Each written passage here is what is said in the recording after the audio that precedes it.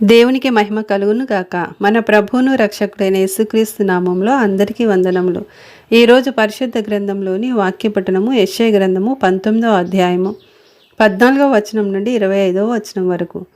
యెహోవా ఐగుప్తు మీద మూర్ఖత గల ఆత్మను కుమ్మరించి ఉన్నాడు.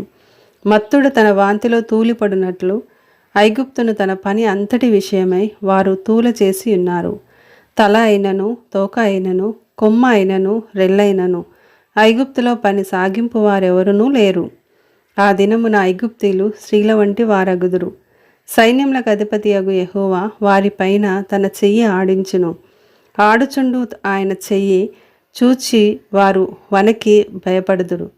యూదా దేశపు ఐగుప్తునకు భయంకరమగును. తమకు విరోధముగా సైన్యములకు అధిపతి అగు యెహోవా ఉద్దేశించిన దాన్ని బట్టి ఒకడు ప్రస్తాపించిన ఎడల ఐగుప్తీలు వణుకుదురు. ఆ దినమున కనాను భాషతో మాటలాడుచు యెహోవా వారమని ప్రమాణము చేయు 5 పట్టణములు ఐగుప్తు దేశంలో ఉండును. వాటిలో ఒకటి నాశనపురము.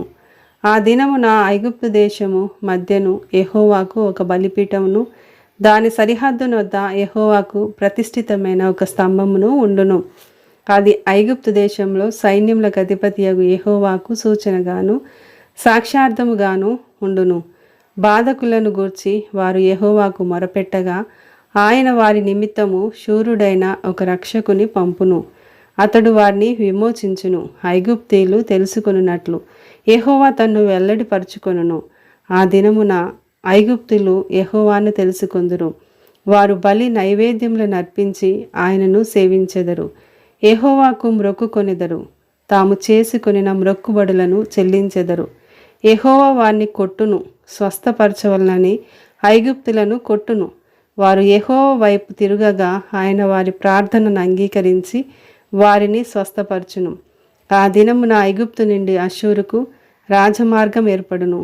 అష్షూరీయులు ఐగుప్తునకును, ఐగుప్తీలు అష్షూరునకును వచ్చుచూ పోవుచూ నుందురు. ఐగుప్తీలను అష్షూరీయులను యెహోవాను సేవించెదరు.